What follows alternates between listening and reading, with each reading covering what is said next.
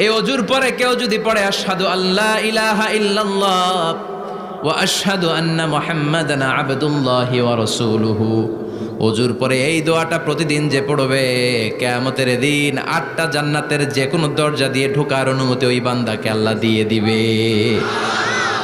আপনাদের জন্য আছে। Still now you have the opportunity man. এই সুযোগ, চান্স আপনার জন্য আছে।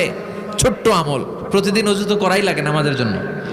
এই অজুর পরেই এই শাহাদাতের বাক্যটা পাঠ করলে 8টা দরজা দিয়ে ঢোকার অনুমতি আপনাকে দিবে কে? বুখারীর বর্ণনায় বিশ্বনবী বললেন, ইন্নালিল জান্নাতি সামানিয়াতু আবওয়াব, জান্নাতের ভেতরে আমি 8টা দরজা করেছি, 8 দিক দিয়ে ঢোকা যায়। মিনহা বাবুন ইউসাম্মা আর-রায়্যান, ওই 8টা দরজার মধ্যে স্পেশাল একটা দরজা আছে, ওই দরজার নাম হলো রায়্যান।